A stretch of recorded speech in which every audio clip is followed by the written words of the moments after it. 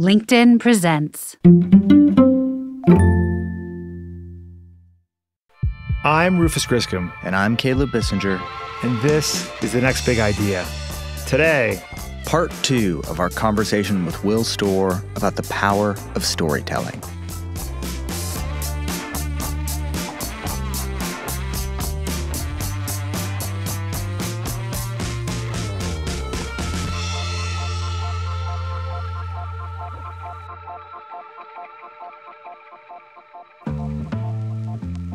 last week, we spoke with Will Storr, author of the new book, A Story is a Deal, about humanity's superpower, storytelling.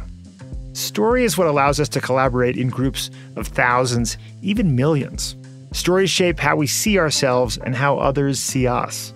And stories can make the difference between a product that fails and one that is world-changing. Today, let's keep talking about storytelling. Later in the show, Will is going to share 5 easy tricks that can turn you into a great storyteller. We're also going to talk about designing awesome story worlds at work. How can leaders use the power of story to rally their troops? Will actually has some pretty good advice for Rufus on that front. But first, let's pick up where we left off last week. We just asked Will if he'd help us, this was kind of self-interested, figure out the story of the Next Big Idea Club. That's coming up after this quick break.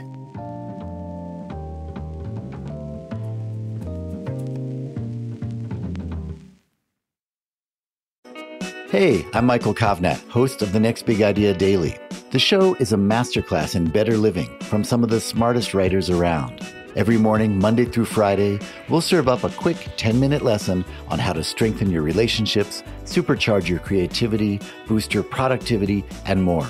Follow The Next Big Idea Daily wherever you get your podcasts.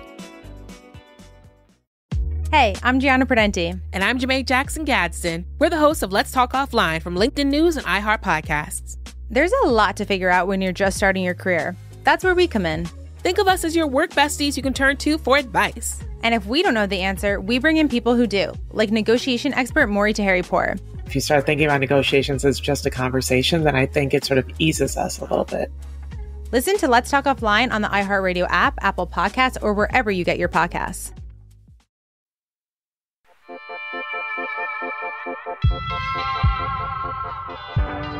Okay, all right. So here, I'll give you the brief pitch here.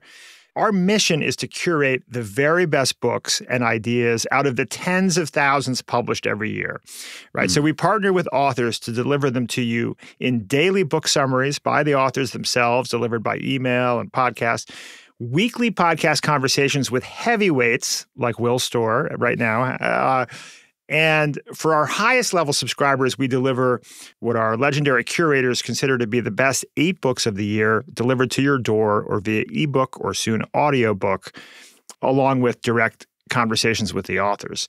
So we've had a number of different taglines over the years, like what do we have, Caleb? We got read faster, live smarter was one, live brighter, double entendre there. I've always been partial to read stuff, learn things, live boldly. Ooh, I like that. Yeah. But reading your book, Will, it's clear to me that we can do a better job of connecting to the identity of our community, making it clear that we are people like you, helping our customers elevate their status, reinforce their identities. What questions should we be asking ourselves, Will, in this process? Well, it feels to me like really it's a promise of status. It should be a status thing. There are ways that sort of by using your app, by following the Next Big Idea Club, that you can increase the status of your users somehow. You can make them feel like I think you're on the right track with a brighter thing. But is there a more specific way? Like, what's the way that you are increasing the status of your listenership and the use of your app? Like, how do they measure status? How do they use their knowledge in their daily life to make themselves more valuable? Because, it's going to be valuable to them in terms of how they pursue their goals, how they live their lives, how they understand themselves. That's the benefit that you're offering. And so what's the way that you can communicate that in a kind of a pithy, meaningful one-liner that will connect with these kinds of intelligent people Right. You're right. Because that is what we're trying to get to with Live Brighter, or the double entendre there, live more intelligently and more vibrantly, or effectively, right? But I've always loved the Fran Lebowitz line, read before you think before you speak. Right. So there's sort of an implication there that like everybody wants to be perceived to be smart and full of interesting, late-breaking insight into the world. Yeah. And we're going to help you get there. The other piece is that we're like, who are the Next Big Idea subscribers? Mm-hmm. They're deeply curious people. This occurred to me when I was reading the book yesterday. Next Big Idea Club for the Curiously Curious. We could do a series have you ever Googled, do fish ever get thirsty? Next Big Idea Club for the Curiously Curious, or whatever. But I'm not sure that delivers on the status promise, right? That's more of an identification. Yeah, that works as an identification thing. But I think my instinct is there's something more powerful in the status thing. It's like the promise really is that you're going to be the smartest person in any room you go into, right, if you listen to the Big Ideas Club, because every week or you're going to have another amazing idea that you can share, that you can go into a room and talk about as if it's your idea. That's the great thing about this stuff. Yeah. My instinct is that I like the idea, like the identification thing about the curiously curious, but it does feel a bit bland. I think that there's a promise there that you can turn someone into the smartest person in any room they go into. That's what I think people who are interested in these kinds of things, that's the way that they measure their status. Like if they can go into a conversation and have everybody attend to them and go, wow, that's amazing. Because they've got all these big ideas bumping around in their heads. They've got 12 they can pick out and produce at any moment. That's status. Like that's amazing. So my gut feeling is that pursuing that idea, trying to distill that into a 6 or 7 word kind of tagline, if you could do that, then you'd be onto something. I feel like, Rufus, didn't we used to talk about sound smarter at your next cocktail party? Or like be the most interesting person at your next cocktail party? Yeah, if we could come at it in a way that was humorous, right? That simultaneously poked fun at sort of the game. But that's the identification thing. It's like if you say cocktail party, you're might put people anybody, because you're going to think, oh, that sounds very 80s. Like that's so you've got to be really careful about the identification thing. So it's like, and I think it's right about the maybe poking fun, because people don't like to think they're pompous and they take themselves really seriously. So that's why I always say it's so important to really know the story world of your audience, because. Are they the kind of people that are going to feel good about themselves being in a cocktail party? Probably not. Like, I think cocktail party is the wrong thing. Yeah, that's a good point. There is a risk with this promise that they're going to. You're saying you're going to be a pompous show off. Like they don't want to feel like a pompous show off. So it's got to have the right kind of humor to it. Maybe slightly self-deprecating in a way. And that's such a good point, Will, that you make in the book, that we want high status, but we never want to admit that we want high status, right? That's right. We never want to say people, yes, I am the smartest person in this room. We just want to casually toss out facts, And so I think you're pointing to that like again and again in research, right? Doesn't it show that as much as we secretly, desperately want to be the highest status people around, we never want to broadcast that? Absolutely, and that's because status is a resource. It's a social resource, and so just like nobody wants to come off as greedy. I want all the food. I want all the water. You don't want all the status. So that's partly it, and it's partly also because status is relative. So it's this imagined thing. It doesn't really exist in the real world. It only exists in the story world. Status. So in a group, the more status one person have, the more diminished the people around that person feel. So it's confronting when somebody comes in. But most importantly, the way that the status game of human groups has evolved to function is that these kind of status, the prestige forms of status, are offered. They're not demanded. So somebody is in a group, they offer value to the group, and as a reward for offering value to the group gives them status. So it has to be kind of volunteered. So there are all kinds of reasons why we are kind of allergic to even admitting to ourselves that we want status. Yeah. We don't like to think of ourselves that way because it immediately makes people suspicious of us. And indeed, in the kind of groups we evolved in, that kind of big man archetype that would go in and demand status would often be savagely dealt with and sometimes even executed if they didn't sort themselves out. It was an absolute no-no. And that's why those groups are sometimes sort of as egalitarian. It's not that they didn't care about status. is that they cared about status so much that there's constant policing going on to make sure that nobody grabs more, more than they're actually due. So that's a kind of universally mobile hunter-gatherer groups. And that's why you see that, there's this thing of this comical thing of one-downmanship. You see, especially high-status people compete to, oh no. And there was that viral clip of, I don't know if it went viral in the US, but over here it went viral of the Beckhams. Victoria Beckham was being interviewed about her childhood, and she was saying that she was brought up in a very working class family. And then David Beckham, have you seen this clip, puts his head around the corner and says, "Be honest." I am being honest. I am being honest. What car did your dad drive you to school in? So my dad did... No, one answer. My dad... What car was it? It's not a simple answer what because... What did you get your dad to drive you to school in? It depends. No. Okay, What in the car? 80s, my dad had a Rolls Royce. Thank you. She used to get you into school in a Rolls Royce. So and I think the reason that clip went viral was because we see something fundamentally human in it. It was this one-downmanship, this competition we have to go, oh no, I'm not the high status person. Oh God, not me. That's human nature. That's who we've evolved to be. Yeah, I mean, you say we never want to be the overdog. We want to be the underdog. Yeah.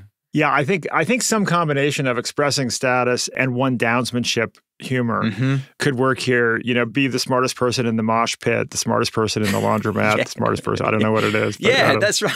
Maybe there's a direction I like there. laundromat, smartest person in the laundromat. Yeah, because that's quite good. I can imagine a series of still adverts where you've got a picture of somebody like entertaining somebody in a laundromat, and then on all these different by the school gates. Totally. Or everyone else is just sort of there looking miserable because they're in a laundromat, and one guy's just sitting there with his earbuds in, sort of smiling contentedly to himself. Yeah, be the smartest person in the laundromat. Another thing you say that I love, Will, is that you should hire for identification with the story rather than credentials. And I think that's actually something we've done well, which helps explain how Caleb slipped under the rope here. Yeah, no credentials whatsoever. Yeah, so I think, when you look at what actually motivates people want to be a hero in the story world of the organization. So they want to feel connected to the organization and they want to earn status within the organization. But there's a big if. It's only if they identify with the mission of the organization. Like, so if somebody identifies with the organization's mission, they're going to go to work every day, or hopefully most days, feeling inspired and motivated, and they're going to want to kind of pull together. And so it's that sense of identification with the group's mission. Then they're going to be motivated from their own interior in order to do a good job. This old-fashioned idea we have that the way you motivate people with money is actually really wrong. I think money is good in the short term, but in the long term, it does nothing. Study after study bears this out. And, we've all had pay rises in the past. You feel really pleased for about 3 days. Then you forget about the pay rise and you think, oh, well, I deserve the pay rise. And then you're ready for your next pay rise. You're like, well, as a matter of fact. The next pay rise, exactly. Yeah. So really it's about, if you're a person that identify with the group's mission and you're kind of basically competent, then you're a potentially good hire for that organization, because you're just going to go there and go, okay, guys, tell me what to do. Like, here I am, tell me what to do. And you're going to get a buzz and a thrill out of working for that organization if it's a functional one. If the organization gives you those rewards of feeling connected and feeling valued, then you're going to be relatively happy at work. So we're kind of moving here from how you market and broadcast and tell the story of your organization, of your product, to how you create a great story world within your organization where everyone thrives. And so you're talking about hiring.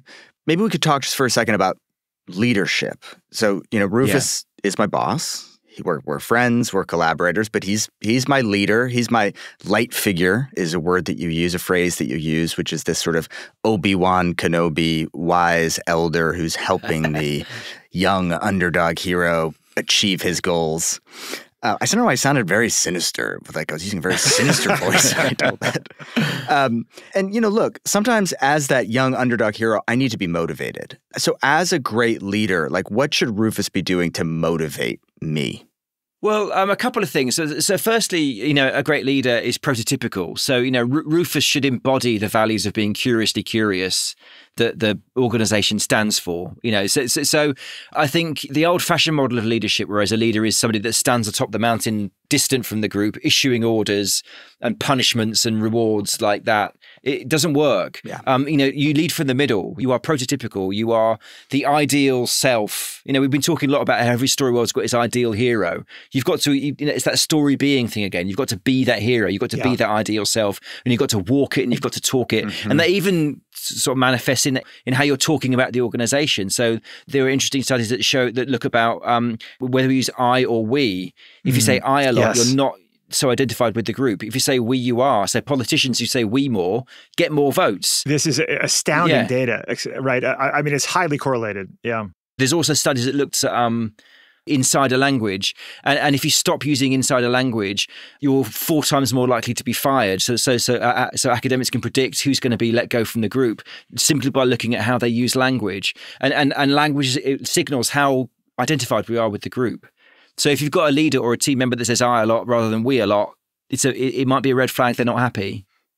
Yeah. And actually, the fact, Will, that Caleb referred to me as his light figure is perhaps a cause for concern, right? Because the role of the leader is not to be the light figure, as I understand it, but it is to be, not the wise advisor from the side, but it's to be in the center of the story, as you say, exemplifying the people like us.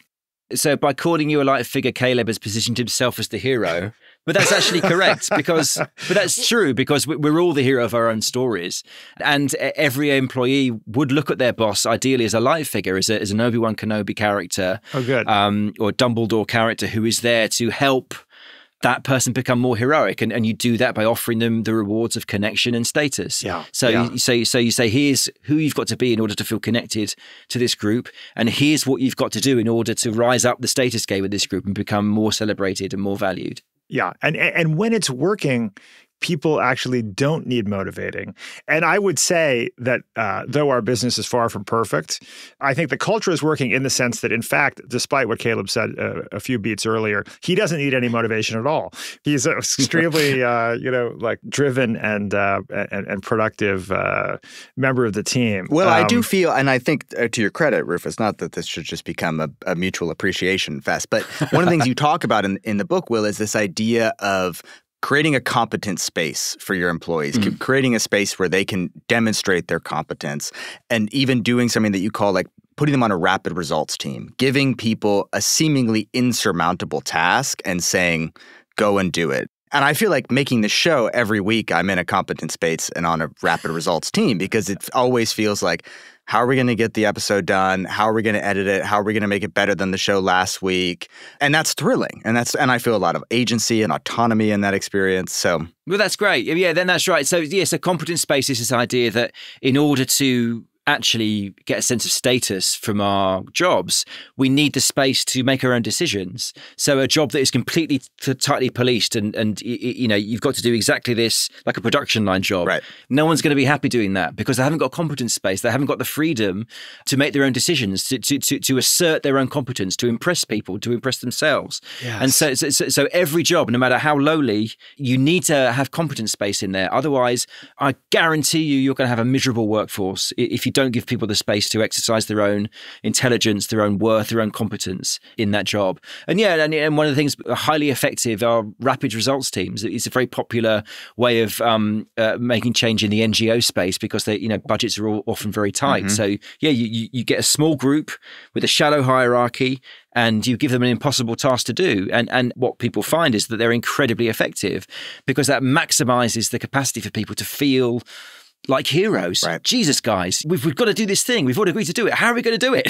and so you enter this kind of frenzied, feverish state of mind, this story world in which you're all, coming together and battling the great odds in order to have this incredible happy ending. I mean, go back to Steve Jobs. That's how he motivated the Mac team. They famously launched the pirate flag above their laboratory, didn't they? And they pitched themselves. It's us against I think it was the Lisa team with this band of pirates. That's a rapid results team. And I think it should be sort of more widely known in the corporate space. This idea that if you've got a very difficult problem to solve, get 5 amazing people, put them in a room. Go do it. You've got, 3 weeks and see what happens. And very often they achieve miracles or, borderline miracles. Yeah. I mean, we had Seth Godin on the show a few weeks ago, and he was talking about effectively the rapid results team that they created at Netflix to build the streaming platform, right? That Netflix's whole business was sending DVDs in the mail, and they got a certain number of employees together. No one from the DVD team was allowed to be in this room, and they said, come up with how we do something no one else in the world has done yet, which is make it possible to stream movies and TV online. And they did it. Fantastic. I didn't know that. So I'm going to write that down and look into that. That's great. Yeah, and this also dovetails with the innovator's dilemma and this argument that it's very rare for businesses to disrupt themselves. Yeah. It can only happen when you create discrete units that have total autonomy, effectively rapid response teams. And there's a whole lot of research on this.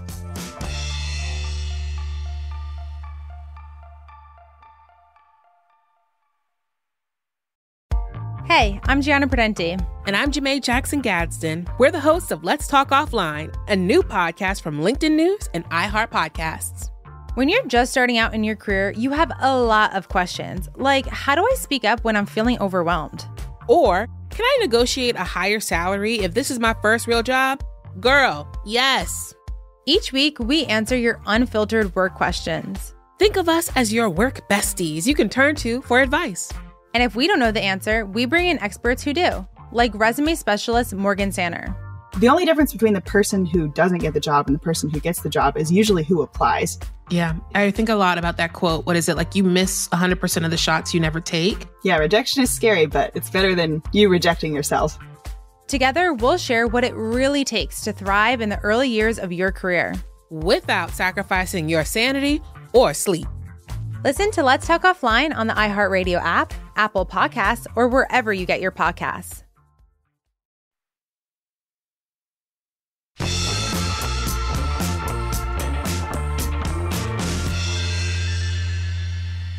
Okay, so the book ends with some real kind of nuts and bolts advice on how to tell great stories. And we don't have time to go through all of it here. There's so much of it, and I encourage readers or listeners to go out and get a copy. But I've picked out sort of 5 tips that I think are great, and I'd love to just quickly talk through. So the first one, we spoke about this a little bit at the top, but it's beginnings. How to tackle the blank page. How do you start a good story, Will?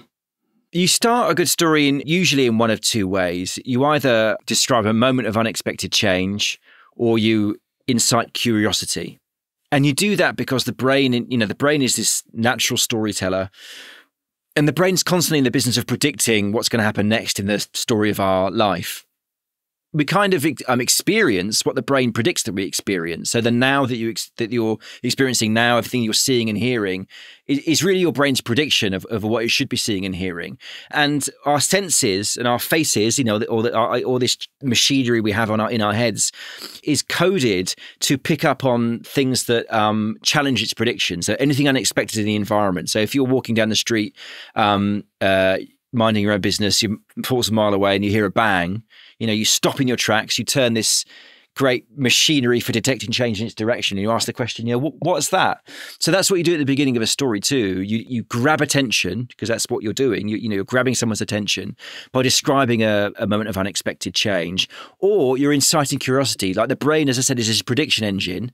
It's always wanted to predict what's going to happen next in the story of our life. So if you suggest to the brain there's something about the world that you don't know, there's a mystery, again, you're going to hack that attention system. You're going to sort of turn that brain towards you. And, and storytellers know this really well. Like, it doesn't matter if the thing is fictional and the brain knows it's fictional. We're still interested. Like, the brain is really obsessed with knowing everything, understanding. It doesn't like the idea of the unknown. So curiosity is a way of kind of taunting it into giving your story the attention it deserves. Fuck you, carry you. Yeah. Yes, exactly. Okay, so first we got to taunt our listener, our reader, our viewer. Second skill we need to master is causality. You say that great stories are runaway trains of causality. And to support your argument here, you talk about Trey Parker, I think his name is. He's a creator of South Park. And here's something he said about causality in storytelling. Let's listen to this clip. We've found out this really simple rule that maybe you guys have all heard before, but it took us a long time to learn it. But we can take these beats, which are basically the beats of your outline, and if the words "and then" belong between those beats, you're f***ed. You got something pretty boring. What should happen between every beat that you've written down is either the word therefore or but. Okay, therefore or but. What's he talking about? So cause and effect. Your story begins with a moment of change, and that's how it should continue too. So every beat, every scene of your story should be another moment of change, but those are causally connected. So one change triggers the next, which triggers the next, which triggers the next, which triggers the next, ideally in a story. And that's because, again, you're using the brain's own storytelling language. So the human brain uniquely experiences the world in a causal way. So one experiment where they compared human children with young chimpanzees, because obviously they're one of our closest relatives. And what they did was they gave the chimps and the babies a reward, a little prize, if they managed to stack these wooden blocks up. Okay. And in one of the wooden blocks, they secreted a lead weight, which meant the block kept falling down. And the chimpanzees just kept trying again to stack the block, and it just kept trying. But the human babies looked at the block as if to say, what's causing this? How can I fix this? Interesting. So we're constantly asking that question, what caused that? And what's going to happen next? And that's part of, when I talk about how the humans are storytellers, that's part of our storytelling condition. Like, we see causes and effects even when there are none. If you put somebody in front of a computer screen and show them randomly moving dots, they're going to start telling a story in which this dot is chasing that one, and it's now hiding. So there's no causality there; it's random. But we can't help but impute causes and effects on stuff. So that's what a good story should be too. It should be this thing leads to this thing leads to this thing, and if that happens, then we're effortlessly immersed into it. But if it's not, if it's a very literary piece and it's and then, so suddenly we're in ancient Greece, and then we're in the present day, and then we're in a car crash. Like, the reason that we call those stories hard work is because we're having to do the work of thinking, how does whack relate to that? It's not natural. It's not how the storytelling brain works. So in mass market storytelling, in persuasive storytelling, that causality is really important because it makes a story effortless. It makes it easy to understand. It allows us to sink into it, immerse ourselves into it. Okay, third key piece of storytelling advice, simplify. And you say that when you work with a lot of beginner storytellers, they sort of understand their mission as trying to share everything they know about their story and about their world and about their subject. And you say that's a fatal mistake. Why is that? Yeah, and I mean this in the corporate sphere, but also I work as a ghostwriter. So sometimes I've written the life story of people. And of course, when you sit down with somebody and you go, well, I'm going to write my life story, that means everything that I know is going to be in this book. Like, that's a disaster. Like, that's a Wikipedia entry that never ends. Like, that's not a story. Like a good story, for me, it's about one thing. There's a famous line by Bill Clinton's communications advisor, Carville, where he said, if you say three things, you don't say anything, which I think is brilliant. That's absolutely correct. If you say three things, you don't say anything. Like, a story needs to be about, one thing. And then it's going to be this, like The Godfather. It's about this guy who was convinced he wasn't going to be a gangster, and he's pulled into that world. That's what it's about, all 3.5 hours of it, and then the next one, and then the next one. And it's especially true with persuasive stories. Like, people have limited attention. They've got a million things to be thinking about, and you've got to work hard to earn their attention and earn the maintenance of their attention. And so simplicity is absolutely key to that. Like, the best stories for me, they're simple stories, simply told. They're the most powerful ones, because they're the easiest ones to immerse into. They're the easiest ones to become transported into. And that's what we want to be doing as storytellers, whether we're marketeers or novelists. We want people to be transported into the story world that we've created. Yeah. And it's and one form of story is a pitch deck for a business. When you're raising money for a company. And I've always thought that, like, the investors, the venture capitalists, are like children that you have on your knee, and you're telling them the simplest possible story, turning each page to only 8 slides. It's going to be a very simple story that has overwhelming. As soon as you try to, but the world's not like that, right? I mean, the actual story of building any business is never the simple story. You have to simplify it in order to engage. That's right. And sometimes they make it completely. Like, eBay used to tell a story that it started off as a way of selling Pez dispensers. That is completely made up. It's just not true. But that's what everybody believed for a while, because that's what eBay, I guess their publicists, they come up with this story, this cute story about it started off as a Pez dispenser thing. And So I mean, it's what can I say? These stories work. Well, I think the Pez dispenser is a good reference point here, because I think it leads us to this fourth tip that I think we should double click on, which is that we want to tell simple stories, but we don't want to skimp on details. Detail is really important in our storytelling. And to demonstrate this in the book, you quote from a commencement address that Nora Ephron, the great screenwriter and director, gave at her alma mater, Wellesley College, in 1996. Let's just listen to a clip of that commencement address. When we came to Wellesley, it was so long ago that we had curfews. It was so long ago that if you had a boy in your room, you had to leave the door open 6 inches exactly. And if you closed the door, you had to put a sock on the doorknob. It was so long ago that among the things I honestly cannot conceive of life without that had not yet been invented, we didn't have pantyhose, lattes, Advil, pasta. There was no pasta then. There was only spaghetti and macaroni and lasagna. I sit here writing a speech on a computer next to a touch-tone phone with an answering machine and a Rolodex. There's a bottle of Snapple on my desk I couldn't live without. Well, you get the point. It was a long time ago. A bottle of Snapple. So what do you like about that example? Well, it's the richness of the detail. So what we're trying to do as storytellers is you're trying to literally have your audience watch your story in their minds as if it's a movie. That's what you're trying to do, And you do that by adding lots and lots of specific detail. This is a mistake that is made so much by storytellers, including novelists. Like, so many times I'm reading novels where it's just the language is just vague and the things they're saying are just vague. So like the bottle of Snapple's a perfect case in point. When Nora Ephron sat at her desk, she doesn't see a drink. Mm-hmm. She sees a bottle of Snapple. That's what she sees. And that's true of attention. The human attention is narrow but highly detailed. A human being never sees a shoe. What they see is a shoe with a certain color, with their laces are a certain frayed and in a certain way, and that has a certain state of wear. That's what we see. We never see a shoe. So don't ever tell me he put on his shoe if the shoe has any importance. Like, I always want to see that specific detail, because it's that specific detail that it makes the story come alive, in a kind of neuro way. We see it in our brains. And B, it helps us suspend that disbelief. There's something about the description of specific detail which makes us think, this is real. This really happened. Like, when I was a journalist for 20 years, and I used to make copious notes when I was out in the field and come back. And I always used to sort of realize that when I was making these notes, I was just thinking, why are you making these notes? Like, why are you saying what color the curtains were? This is not interesting. Mm-hmm. But I always did it because I knew that when I got back home and I put that stuff in the piece, it was magic. It was gold. And I never could quite understand why. I just did it because I knew it worked. But now, understanding a bit about the storytelling brain, I understand the reason it works is because it helplessly triggers the brain to imagine your story. And if they're imagining your story, you're halfway there. Yeah. You've halfway solved your problem. They're in it just by telling you what the curtains look like and telling you the color of the light, or this amazing, unexpected, specific piece of detail that you wrote down in your notepad in a hurry.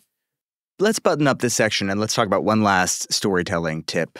Good stories need to have a moral. I know that feels almost juvenile to us, but good stories need to have a moral, don't they? Why is that?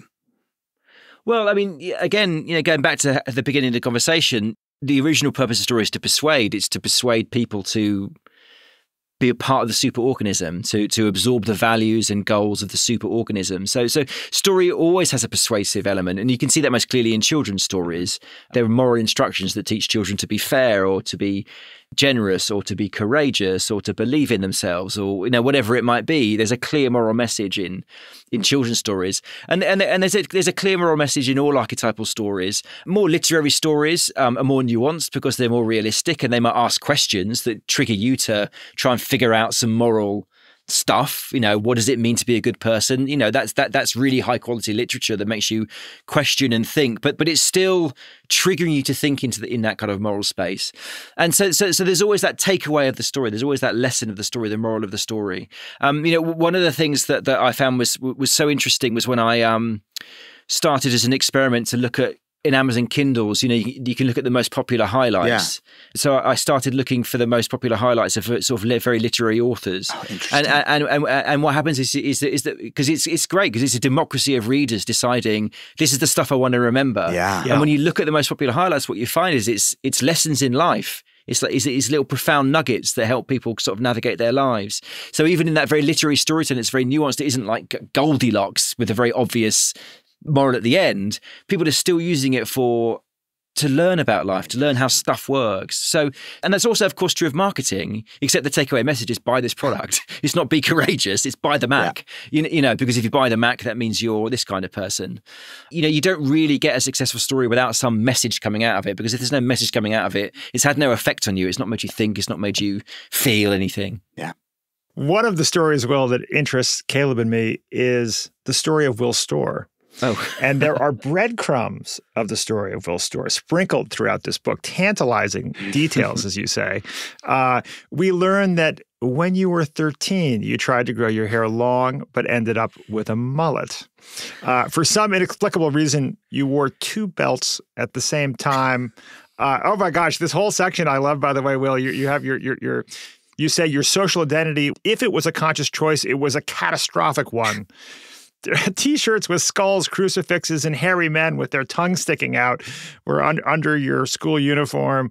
I do hope you have photos of this stage of your life for your kids to enjoy. We learn that in your spare time, you volunteer at a phone line for people in crisis. We learn that you have, quote, recklessly gambled thousands of pounds on shares, commodities, and currencies in a gamified trading platform called eToro. How would you tell the story of Will Storr, following your own advice that great stories have an obstacle, struggle, goal, and moral? Wow, that's a big question for the last 9 minutes of the interview. I mean, I suppose the big thing is that I was a total failure at school. I failed all my exams. I didn't go to university because I didn't have the qualifications to go to university. I used to drink too much. I used to take drugs. I used to get in trouble with the police. So that's my underdog story. And so my adult life has been partly about learning how to be that valuable member of the human family that I definitely wasn't when I was that age. And it's also been about trying to, I don't know, how would you describe it? Almost like re-engineer my brain so I'm not fucking insane anymore. I think that's been the mission of my life. Like I wasn't very sane when I was in my teenage years. I mean, probably now I'd be diagnosed as neurodivergent. I don't even want to go down that route. I feel too old and too jaded to get that diagnosis. But I probably could get an ADHD diagnosis in about 10 minutes if the NHS worked. But anyway, like that's not part of my identity whatsoever. So it's been a case of trying to find a kind of sense of stability and sanity, which I think at the age of 50 I have done now. But it's not. It's been a very atypical journey. I think most people assume I've been to university. Lots of people assume I studied science. But as I said, I failed. All my friends were at uni. I was working in a record shop. That's a legit underdog story. Yeah. And you've written these brilliant, beautifully written books. And of course, so much of what motivates we humans, I think, tends to be compensatory, like compensating for maybe a perceived weakness or, so that backstory is fantastic and so interesting.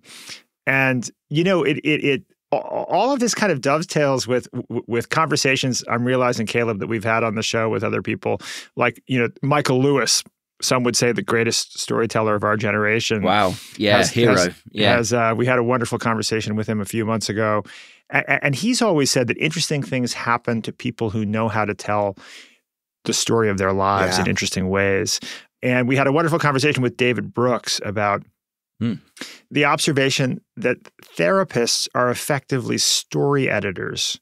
They help us rewrite our stories, and that figuring out how to tell the stories of our lives and retell the stories of our lives and edit those stories and transform those stories is empowering. And I think that's part of what, to me, your book accomplishes for me as a reader, is that there's empowerment in recognizing that these are stories, right? I mean, that yes, the Umwelt of stories is the world in which we live, and there's no getting out of it. But it also means that we can rewrite our stories or transform them, that there's some plasticity there. Yeah. Does that resonate for you?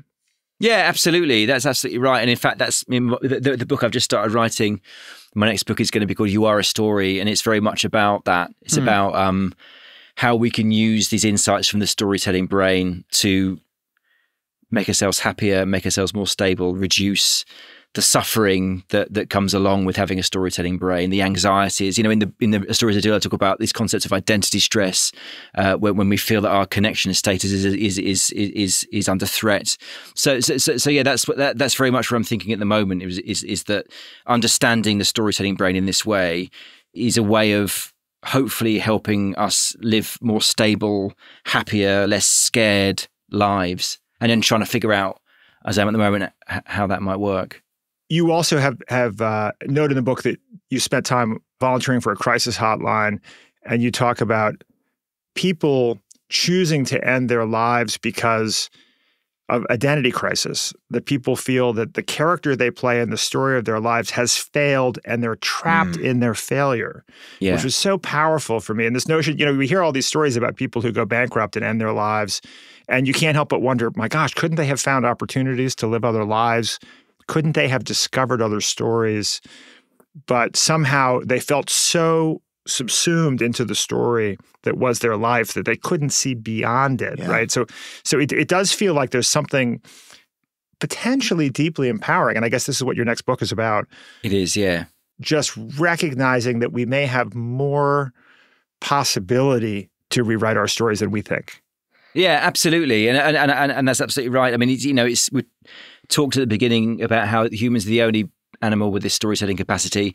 I think it's not a coincidence we're also the only animal that chooses to end our lives, and that's that's no coincidence, and it's because often when I'm speaking to people at the Samaritans, which is the name of the organization, there are kind of three main reasons really people suffer from suicide ideation. Firstly, chronic pain is a big one.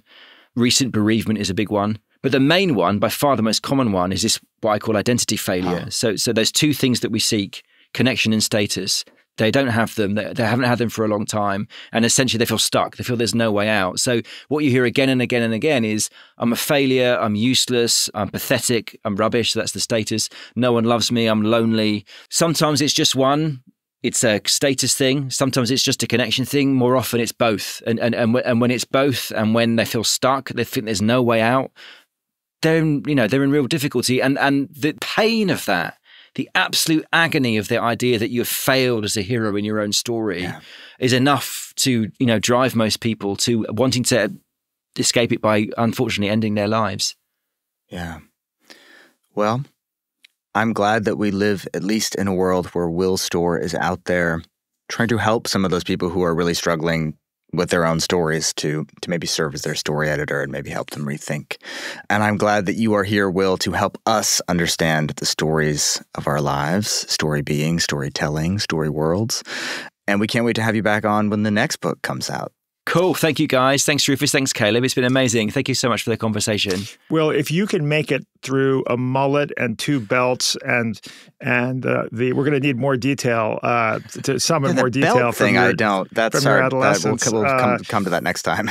and academic failure to sell millions of copies of really insightful books around the world. That's an inspiring story that I think people can learn from.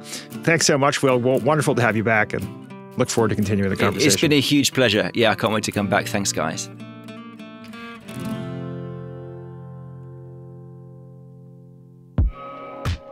Will Storr's new book, A Story is a Deal, is out now. Get yourself a copy. You'll find all sorts of material in the book that we did not have a chance to cover.